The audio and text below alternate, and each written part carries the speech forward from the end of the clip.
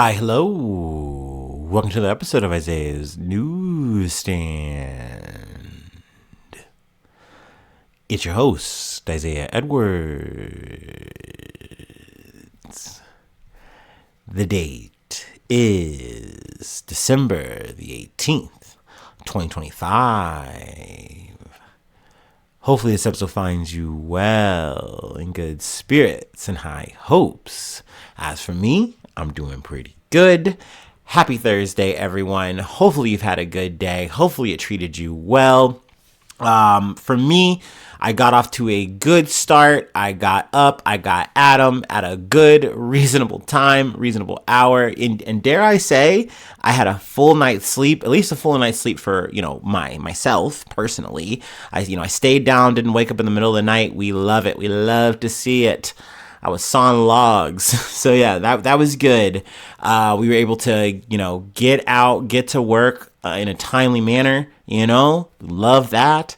So yeah, we were off to a good day, good start. I will say we immediately hit an obstacle when we get to the compactors because the cardboard compactor was full. They hadn't changed it yet. They were running behind.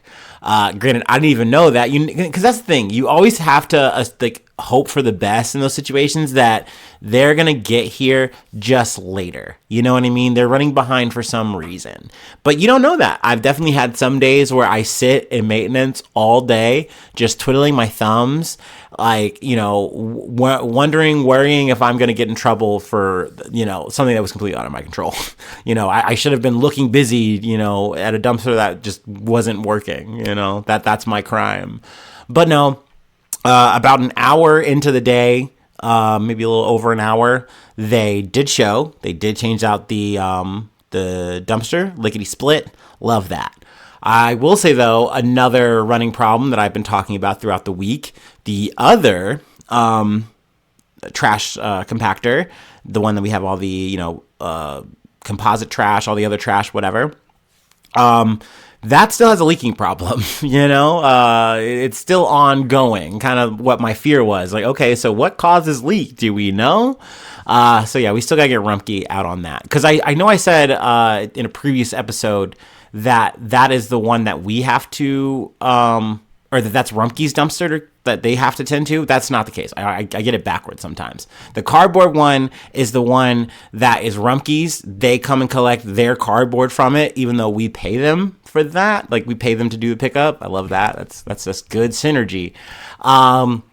The other one, though, that's our trash compactor. So we own it and all the problems that come with it. We can call Rumpke to come make an assessment and say, hey, this is your problem. This is what you need. And maybe if we pay them out the wazoo, they'll fix it or something. They'll send some guys out. But otherwise, it's on our people, our maintenance team to fix it. So I don't know. We'll see what the situation is. In the coming days. I'll keep you posted, of course. But outside of those issues, the day went smooth like an otter. We got back to work. We were able to catch up. I do think in a weird way, even though we are at the tail end of peak, it is a thing that I've mentioned before, that the work tends to peter out a little bit. The pace tends to down tune right around a week or so before Christmas. So even though we're filling up the dumpster, things are happening, we got to deal with it, but things are better. And once again, I think that, people aren't losing their heads anymore. We're all acclimated to the situation and we all move accordingly. So I'll take it. Overall, the day did go well, in terms of work and everything. So, we get through our 8 hours and it's off to the gym. At the gym, had a really good gym session. Got to get everything pretty much. Got Smith machine in, got free weights in. I got all my filler work and my core work in. I'm still pushing heavy, baby. It still feels good. It's nice to be on 3 plates kind of at will. I didn't even throw the belt on. I did not give a fuck. And I'm feeling good. No Michael Bublé, you feel me? So that's good. We love to see it going into Friday, Saturday, Sunday, it's gonna be some more heavy lifting. So I'm very hype. I'm very excited as per usual. So yeah, good gym session. We came home, did our usual, and now we're ready to yap it up about some news. So hell yeah. So yeah, let's go ahead and do our startup, and let's go ahead and get into some news. Oh boy, oh boy, oh boy, oh boy, oh boy, oh boy, oh boy.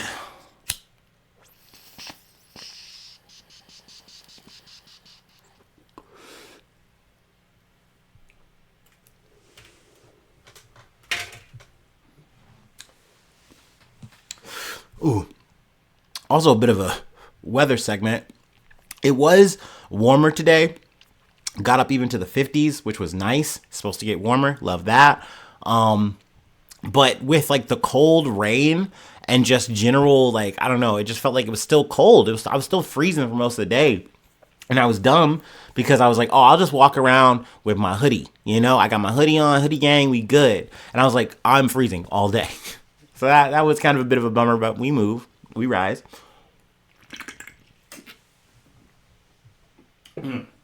Now, I wanted to cover this because this literally blindsided me before I went to record. But we finally have an update on the Brown University shooting. So I'm going to actually zig to that before we go to our main stories. From Boston 10. I believe it's like a NBC subsidiary or some shit. Live updates. Person of interest found dead days after Brown shooting, sources say. A shooter dressed in black killed 2 people and wounded 9 others in a classroom at Brown University on Saturday during final exams. A person of interest who was taken into custody on Sunday morning was released later that night after authorities determined the evidence pointed in a different direction. Now, that's something I didn't come up with on the update. Things are kind of moving fast. I know in the moment when we talked about it on the day, there was a name mentioned as a suspect. Apparently, they ran that person down. They had them, they held them, and they're like, we don't think this is the actual guy. Like, and now we feel confident it's not the actual guy. We let him go. Which was definitely an eyebrow raise from a lot of people. Because then naturally we're like, so there's a manhunt then. Like, the person's still at large. Like, what the fuck? But let me get to this last bullet point. Police have since released new surveillance images of a potential suspect, a video timeline, and a map showing an area of focus as they ask the public to submit any video footage they might have.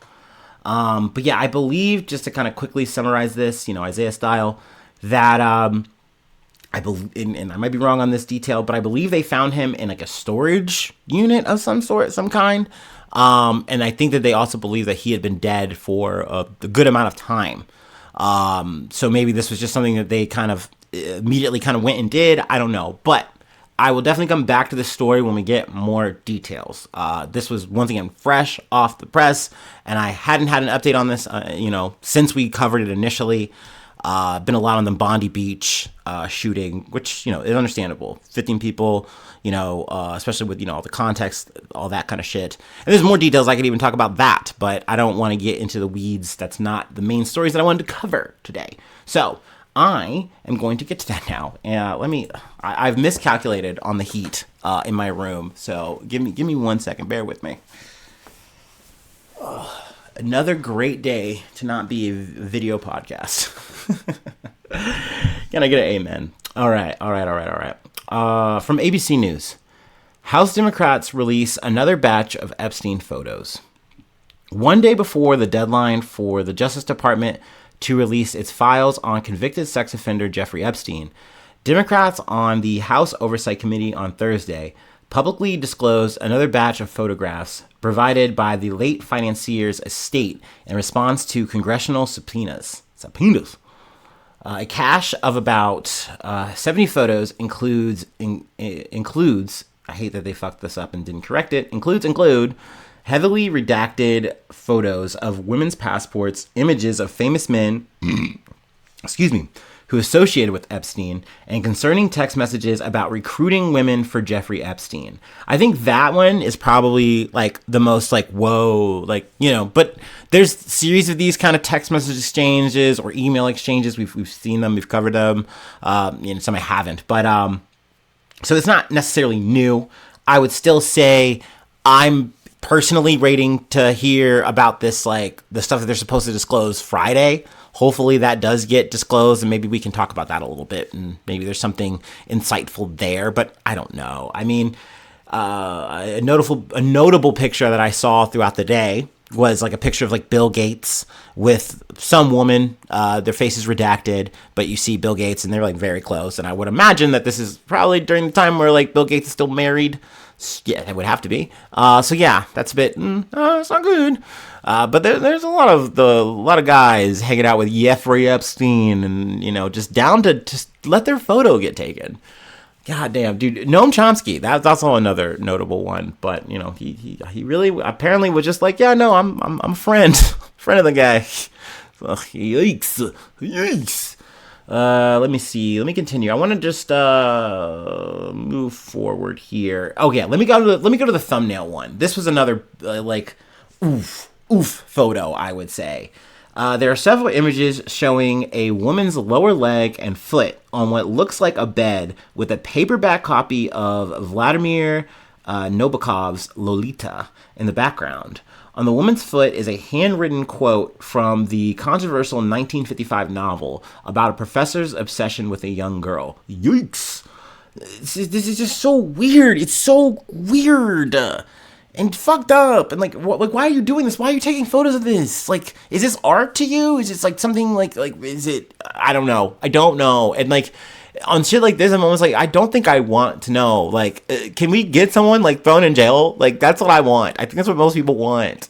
But let me read the quote. She was low, paying low in the morning, standing 4 feet 10 in one sock. The quote reads, like, brother, why are you writing this? Why are you doing this? Why are you snapping these photos, brother? There's just so many weird, bizarre, like, just little pictures, random pictures. It's like, what is this about? Like, is this supposed to be, like, you know, some overarching thing? Is this some weird, depraved, morbid art thing that you're trying to, like, come up with and collage for yourself? I don't know. I don't get it. And then, like I said, but wait, there's more. There are several images of passports and ID cards for women from Ukraine, the Russian Federation, South Africa, Italy, and the Czech Republic, and Lithuania. All identifying information has been redacted from the photos. After Epstein's 2006 arrest and jail sentence in Florida for citation of a minor, he was alleged to have turned his focus to recruiting young women from Eastern European countries. It's just crazy that, like, one, he had this, like, well, I guess I got to make this pivot. I got to take this shit international, and, like, was able to do it. Like, this dude really was, like, the epitome of, like, this just child sex trafficking, evil bullshit. Like, he was able to get the shit up and running and crank it around, you know, for all his friends, all his little people. He could network this shit, and it was just something he could rinse and repeat, and he just kept doing it and doing it and doing it and getting away with it. Like, my God. It's just such a fucking web that spirals just down and in, and it's just, God damn it. And once again, it just seems like you can see all these people who are involved and implicated in some kind of way, shape, or form, yet we just have Ghislaine Maxwell in some kind of prison camp, you know, eating an omelet, you know, petting dogs. That's it. That's all we got. And everyone else is just on the clear, I guess. And what, you know, Jeffrey Epstein got his, you know, his little, you know, trial song and dance the one time, his sweetheart deal, if you will, and then got arrested and then was like, ah. So, let me read this this text message and then we'll bounce. I kind of was on this a little bit too long. But I don't know. Try to send someone else. I hate this sentence. I have a friend scout. Like, bro, your friends should not have like an additional qualifier class to them like this. Once again, this is signs that you are doing sex trafficking. I have a friend scout. She sent me some girls today, but she asked $1,000 per girl. I will send you girls now. Maybe someone will be good for Jay. I do not know who Jay is. And then they go through, like, literally, I hate to say it, like, this is such a macabre way to say it, but it's just like the stats of this girl. like all this kind of shit, and it's just like, dude, like what is this? He's just casually sending this shit, and then it also begs the imagination. What is this shit that he felt like, I definitely can't say this shit on a text, or like you see this the email exchanges or the text exchanges where they're talking like him and Steve Bannon or whatever, or the French guy who like hung himself or whatever. It's like, hey, actually, let's take this to another chat, call me, whatever, like so they could talk about more evil shit. So it's just like, dude, it's just the plot thickens in the worst fucking way. And once again, all these guys are just out and about chilling. I guess I did mention the French guy just now. I can't remember his name. We did cover him, I want to say, what, like two plus years ago, whatever. Yeah, he definitely did the old, if you will. You know what I mean? To, dodge the whole trial sentencing situation for himself. I wish I had that name at the ready, but I don't. Anyway, we're going to move along. I do hope... Not that I want to keep spamming this shit, because we are officially in Epstein fucking winter now. But hopefully there's something that comes from this whole, revelation from the stuff that's supposed to come out tomorrow on Friday. But we'll see. Anyway, let's just wrap it up and move along. I'm getting icked out. From CNN. Actually, I'm gonna take a water break. I need it. I wonder if you guys can hear the little pitter patter of the rain. I'll tell you what. I will take a winter rain over snow. Period. On period. All right. From CNN. Former NASCAR driver and 6 others dead after private jet crashes in North Carolina. 7 people have died after a small private jet crashed shortly after takeoff in Statesville, North Carolina, the North Carolina State Highway Patrol said. Former NASCAR driver Greg Biffle, his wife Christina, and 2 children, Ryder and Emma, were among those killed, according to a statement from family members. The tragedy has left all of our families heartbroken beyond words. The families of those killed said in a joint statement, adding that each of them meant everything to us, and their absence leaves an immeasurable void in our lives. The families also asked for privacy. 3 other passengers, in addition to Biffle and his family, were aboard the Cessna C550. Let's see here. The crash happened shortly after 10:15 a.m. Iredell County Chief Deputy Bill Hamby told CNN. Let's see. A Cessna C55, C550 crashed while landing at Statesville Regional Airport in North Carolina around 10:20 a.m. local time on Thursday, December 18th. The FAA and National Transportation Safety Board will investigate. The NTSB will lead the investigation and provide any updates, the FAA told CNN. Let's see. The reason for the trip, digital creator and motorsports streamer Garrett Mitchell, who goes by the name Cletus McFarland on his channel, said in a post that Biffle, his wife, and 2 children were flying to see him and his family when the crash occurred. Let's see here. Biffle is considered one of NASCAR's 75 greatest drivers with 19 wins, according to a news release from the racing series. His longtime racing team, RFK Racing, said they were devastated by the loss of a cherished member of our racing community. Definitely unfortunate. Not exactly sure on what caused this, what were the reasons. Also not sure who was behind the plane, who was, piloting the plane. Biffle, I believe, was licensed, qualified to fly. But it's not confirmed as of yet who was, actually operating the plane. But low clouds, light rain, and visibility of less than 3 miles were reported about 80 minutes after the crash, according to an automated weather station at the airport. It is not clear if these conditions were present when the plane crashed. So that's the only indication of a potential issue that might have led to this. Who knows? Maybe there was some kind of malfunction on the plane itself, but we don't know yet. If I do get any more details, we will be back.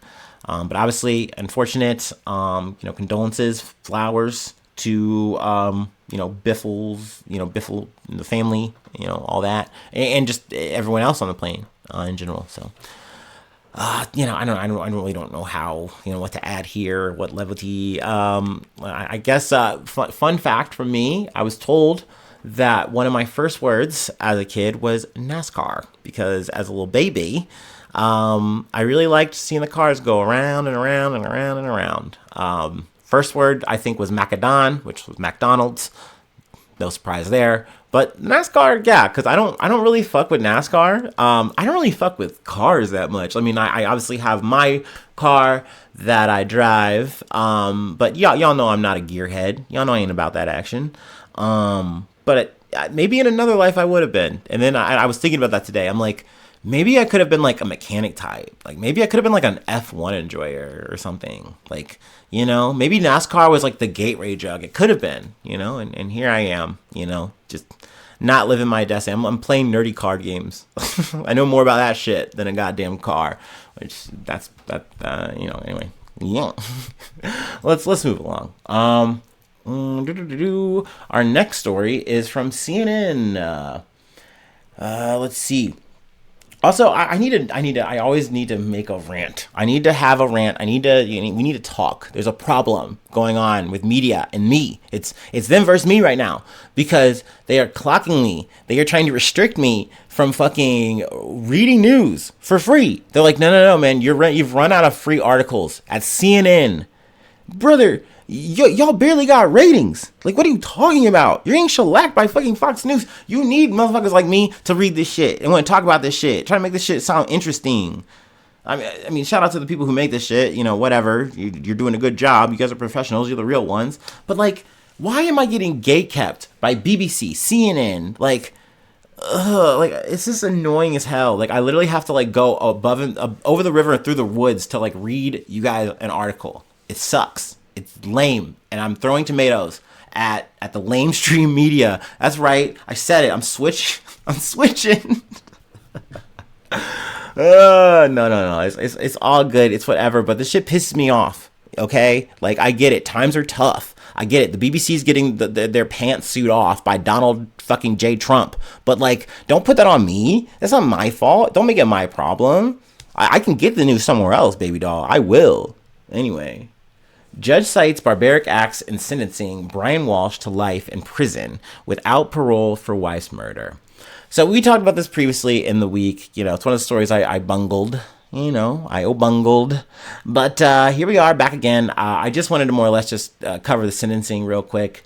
A judge in Dedham, Massachusetts, called the acts of Brian Walshe barbaric and incomprehensible before sentencing him Thursday to life in prison without parole for killing his wife, dismembering her body, and discarding her remains in dumpsters.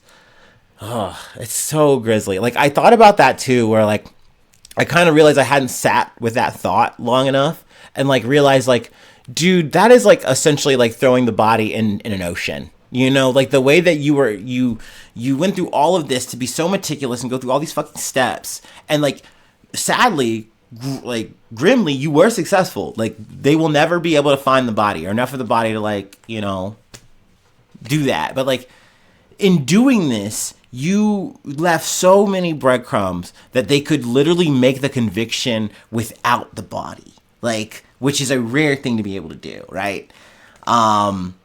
So, that was something that was just like, wow, like so crazy about this case. Obviously very sad, very fucking unfortunate. There are kids in the situation that have lost their mother and are losing their father to the fucking system now. That fucking sucks. But like, yes, this is a very like, wow case. Oh, I don't know how else to word it.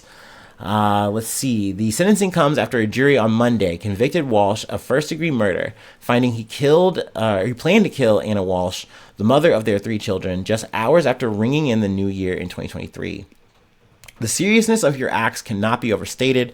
Your acts in dismembering your wife's body and disposing her remains in multiple area dumpsters can only be described as barbaric and incomprehensible. And then Googling about it. Judge Diane Frenry said, addressing Walshe directly in court, you had no regard for the lifelong mental harm that your criminal acts inflicted on your then 2, 4, and 6-year-old sons. The situation has had a devastating impact on her children, the judge noted, referencing a sealed letter from the State Department of Children and Families. Anna Walsh's sister also spoke briefly on behalf of her family, telling the judge how Anna's death left us with an unbearable emptiness. Also, another thing I wanted to add, that he's also ordered to serve like consecutive sentences for two other convictions he pleaded guilty to ahead of the trial. So he's looking at up to 20 years for the count of misleading police and up to 3 years for improper conveyance of a body. And they're stacked. So, that was something that the defense attorney was like, no, that's inhumane. Like, brother, we're talking about a person who chopped up his wife and then spread it across multiple dumpsters because he didn't want to lose her because she was leaving him, and then decided to make a lie like, oh no, I just found her like that. Like, it was just so crazy. And then I knew you guys would blame me, so I chopped up the body. I shashimi'd her and spread it to the winds, because I just knew how society is. Like, brother, like, that's crazy. You're crazy. This was not the move. Also, I don't know if we had covered like the fraud. Apparently he tried to sell like a fake Warhol. That's a whole other, I guess, side thing to the story. Let's see. Is there really anything else? I want to get into the details for that. Oh, here we go. When Anna died, Walshe was still awaiting sentencing for that conviction. He pleaded guilty to selling forged Andy Warhol artwork and was granted home confinement ahead of sentencing because he was a primary caregiver for their 3 kids. So he's like really trying to double dip the excuse of like, I'm a father, I'm a family man. Brother, you are potentially a family annihilator the way you was about to be moving, bro. Like, that could have easily escalated, I feel like. I don't know, I'm obviously like wildly speculating on that, but like, you killed your wife. That's crazy, man. Do I have to say allegedly now? I kind of forget that. I don't know if this. I don't think anyone's gonna sue little old me. Knock on some wood. But yeah, I'm like, what the fuck, dude? I agree with the judge. You hate to do it, but yeah, I gotta agree with the judge on this shit. There's more details. But just wanted to, I guess, more or less put a nail in this one. I don't think there's really gonna be any more pop-ups. At least none that would be planned. You guys know the trajectory of these kind of things. So yeah, let's go ahead and move on to our next and last story. Yes. So yeah, we're gonna take our last break though, and we're gonna go to Trump. We're gonna go to the Trump move that I'm actually okay with. So that's fun. That's rare. So yeah, let's just take our last break and then we'll get into it. You'll understand quickly why this was something that I was like, kind of like, okay, I got a little wry smile on while I'm talking about this.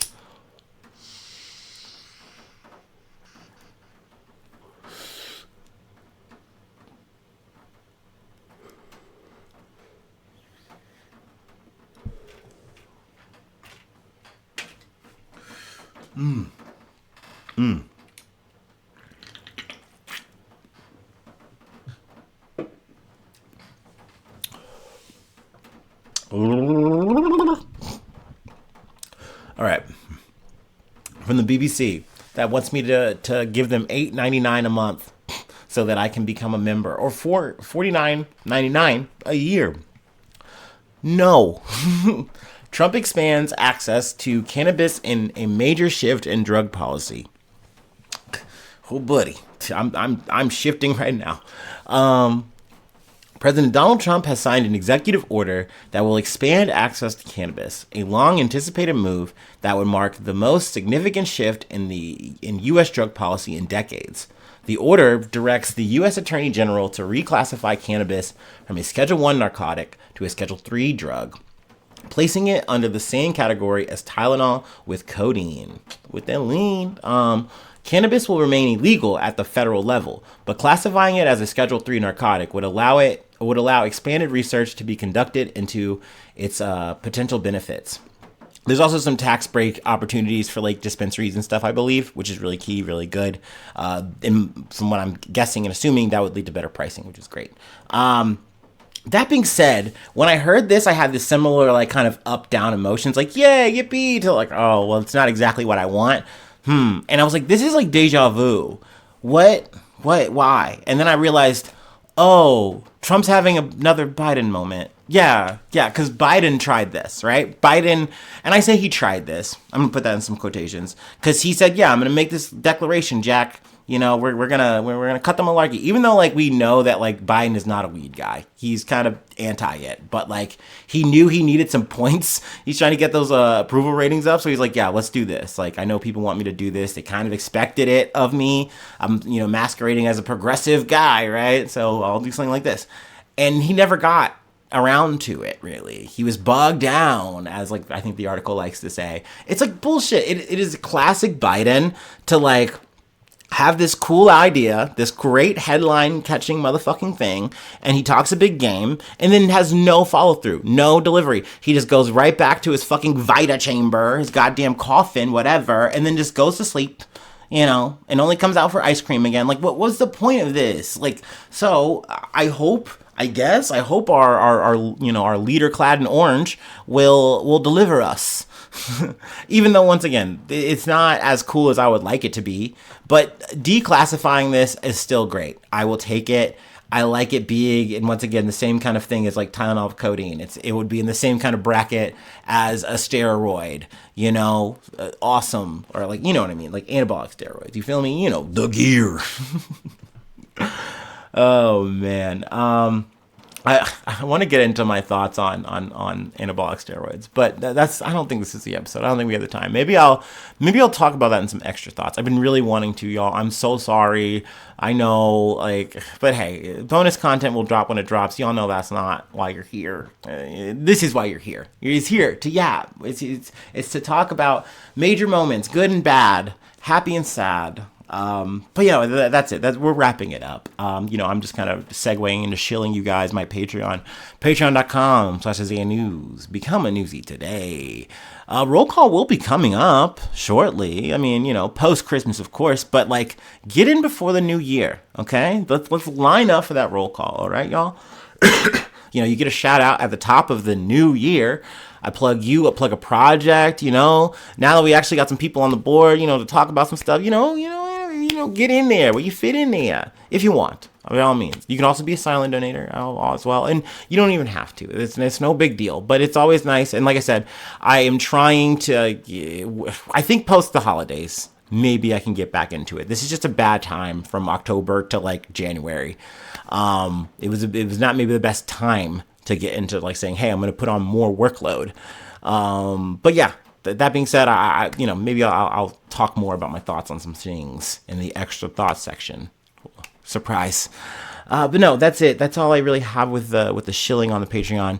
Free ways to hit me up, isaiahnews1@gmail.com. You can hit me up there and say something. Say something, I'm giving up on you. You could send me that. That'd be a cute email. But no, where else? Any of the social medias, the old metaverse, you can find me there. The old X.com, formerly known as Twitter.com. You know them all. I'm there. I'm in the spaces. Let's see. Subscribe to the YouTube. Follow on TikTok. That's right. I'm on TikTok, baby. Making very low numbers. But no, by all means, you can listen there, which I think is fun. You can follow on Spotify, follow on Apple Podcasts, wherever you like to listen. Let's see. Leave a like, leave a cool comment. Sharing is caring. Always nice to like spread the word. Like, hey, there's this podcast. I don't know. You don't have to do any of that shit. Don't worry about that. I really just appreciate you just hanging out, letting me yap at you about my day, letting you yap about my fucking takes on the news, try to get my head around what's going on in this crazy world of ours. It's pretty sweet, dude. So I appreciate that. I appreciate you, dude. But yes, hopefully I see you soon for some more good news. I love ya. Bye-bye. Mwah.